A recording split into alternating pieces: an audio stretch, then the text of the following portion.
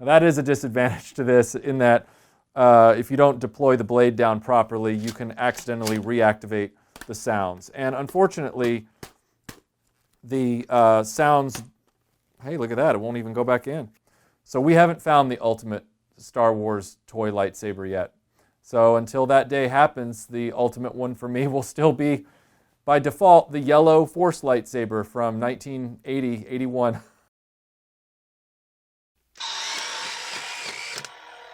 Ladies and gentlemen, this was supposed to be a Hasbro Star Wars product.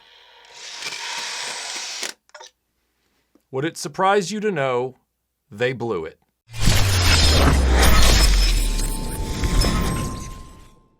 Sitting before me are the Goliath Power Sabers. They are green and red, and they were developed by an Israeli inventor, and they were supposed to be an official Hasbro Star Wars lightsaber toy. And then, without explanation that's been made public, because The Verge couldn't get the details out of the inventor and his partners, Hasbro said, you know what, even though we're blown away by this thing and we've been developing it with you for 2 years and we love it, we're just going to abandon you on the battlefield. Bye! They had originally told him, and correctly, that this was going to blow everything away. This was going to knock the toy industry on its head. This was the toy that every Star Wars fan had been waiting for. And they are right. And then they just abandoned the guy. Now, the foolish thing about this, well, there's like a million foolish things about this, but let's just start with the obvious one. Hasbro has always made sure that they have lightsaber toys in their assortments. So regardless of what Star Wars assortment or TV show or movie is out, they're making sure that lightsabers are available for kids to buy in some form or another. And they've had many, many incarnations over the years of the lightsaber toy. You know, the telescoping ones back in the 90s, and that lasted for quite a while. And then they had kind of like the mini, more affordable FX LED sabers that also didn't retract. And then they had the ones that were spring-loaded but wouldn't retract. And then they had the blade builders, and now they're back to some version of lightsabers. They've always had lightsabers. And they always have them because they always sell. From everything I've been told, everything I've learned over the years, lightsabers are the biggest movers for kids at the toy aisle with Star Wars. Makes sense. So this, which is a toy, like this is not an adult collectible, it's not a Metal FX replica saber with a polycarbonate LED NeoPixel blade or whatever. This is not for high-end costuming. This is supposed to be a toy, which is exactly what my Star Wars Follies was about years ago, talking about trying to finally realize the lightsaber toy of your dreams as a kid. This had it all. This has it all. And Hasbro knew that the moment it was presented to them by this guy, and they were ready to go, and then nothing. And they just said, no, we're not going to do this anymore. Which sounds like typical Hasbro. Hasbro is now at that sort of corporate evolution point where they really only know how to acquire and do the same old tired playbook over and over again. Once you get that terminally corporate, you really don't stretch yourself anymore. You're buried in accounting, you're buried in marketing research, and you're buried in legalese. And you just take your marching orders from those three entities and don't take any more risks that innovate and push things forward that excite the consumer. You're just doing the same thing you've always done. Here's some 6-inch figures. Here's some plastic lightsaber toys that maybe have the telescoping plastic blade. They've just got different characters on the box, and we've resculpted the hilts to look like the latest terrible show, like The Acolyte or whatever. And otherwise, Hasbro walks away from this thing. Now, how does this thing exist if Hasbro walked away from it? Well, that's because this guy was smarter than the average bear. This is a legal product. This is not a bootleg product. He invented it. He brought it to Hasbro. They said, oh my gosh, we want this, until they said they didn't want it. And again, no explanation has been given as to why. Apparently, there were no safety concerns. All of that had been worked out. There were no cost concerns, because right now you can get these in Walmart and Target stores at retail, and you can get them off Amazon right now. Price wasn't an issue. They're $60, which is a lot less than an FX Saber. It's a little bit more expensive than your current official Star Wars lightsaber toy, but again, Hasbro is the ultimate toy company price gouger right now, and their lightsaber toys don't do anything that these do. So I would say it's a wash in that regard. You're getting a lot more bang for your buck with this than you are with any official Hasbro lightsaber product at this point. So how are these on shelves? Well, they're on shelves because in the contract, it stated that if Hasbro doesn't move forward with your invention, you automatically get the rights back.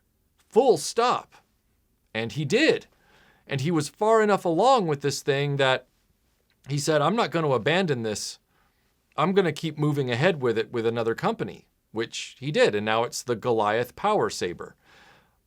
First of all, in the Verge article, you'll see that he's still trying to play nice with Hasbro, and he doesn't want to reveal why they didn't go ahead with the thing, because it's still his dream that one day this will be a Star Wars product. And it's like, my take on that is this is another indication of Hasbro's systemic cultural failure. Its corporate culture is broken.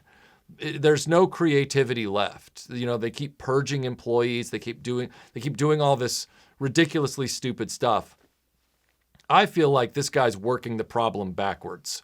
And again, he's made an amazing product. But when I say he's working the problem backwards, I'm talking about with his whole relationship with Hasbro and trying to protect his relationship with them, even though they kicked him to the curb after he invented the coolest thing in Star Wars toy history. Why do you care? At this point, I wouldn't be worried about protecting them. I would be turning around and trying to become the competition, because he's like, I still hope one day this will be an official Star Wars product. I think that's a good dream, but you shouldn't dream of it being a Hasbro Star Wars product.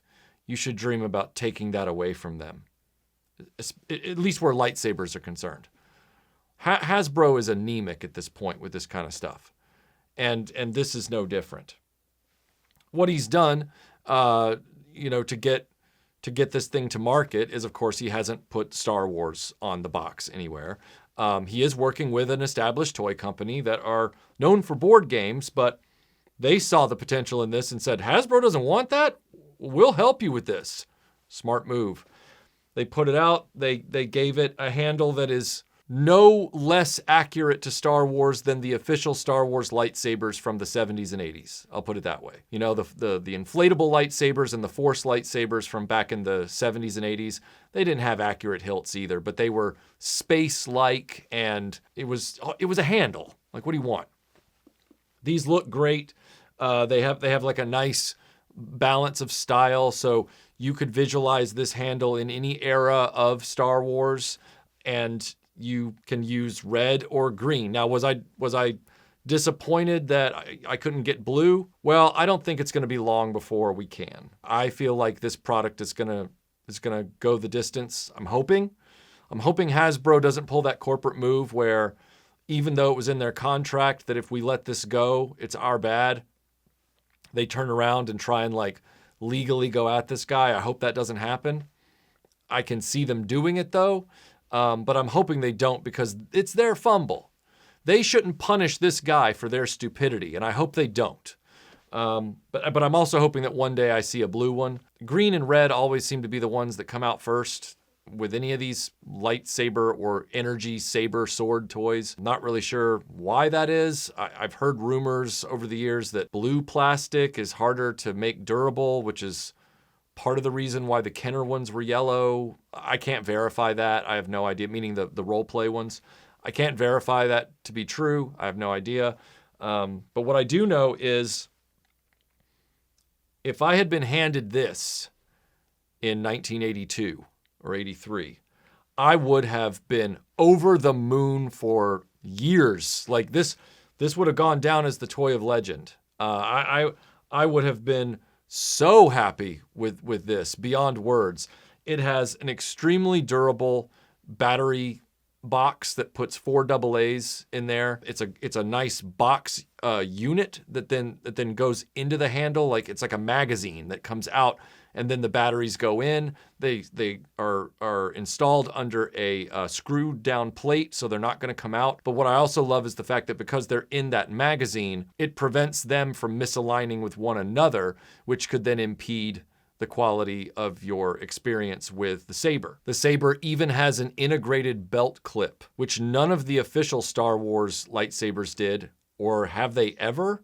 I don't even know at this point. I don't think they did, because if you turn them over, they would just telescope down and out, whereas this one doesn't do that. It auto retracts, which is really cool. It auto extends and it auto retracts, and the lights and sounds flash on clash. It's all there. Now, is it official Star Wars sound effects? No. But is it something really cheesy? No. It feels and sounds like the saber that you've always wanted in your mind's eye, in your imagination when you were a kid. And the more you're around it, the more it just, if you have a history with Star Wars toys, the more it will baffle you over and over and over again why Hasbro just walked away from this. And according to the guy in the Verge article, it's not a safety concern. It wasn't a price issue. He won't say, because he still has dreams of working with this terminally stupid and dim-witted company. But they walked away.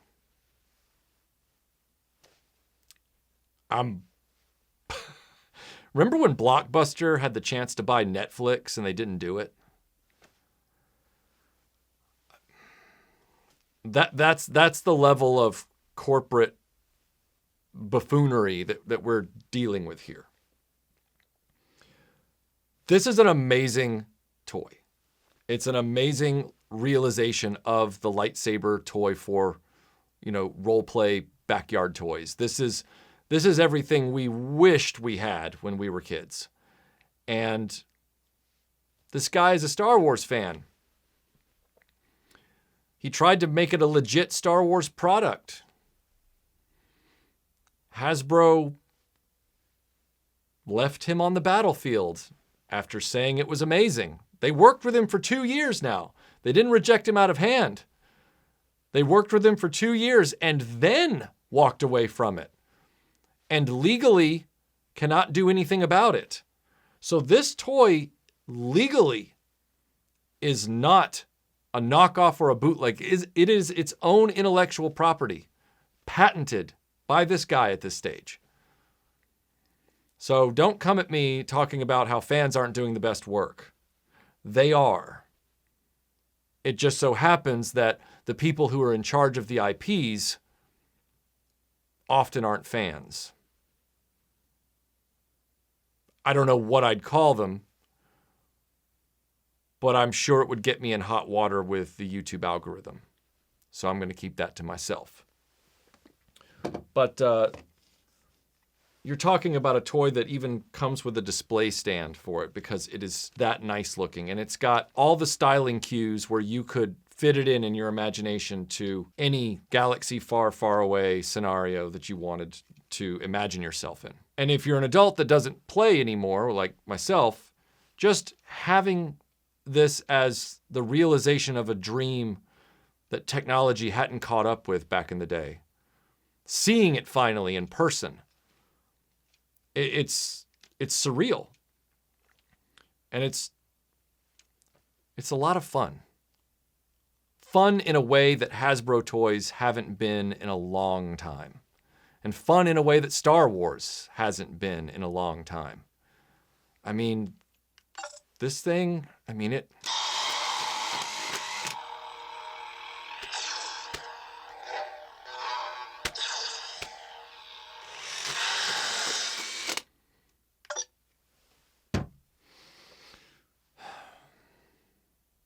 You blew it, Hasbro.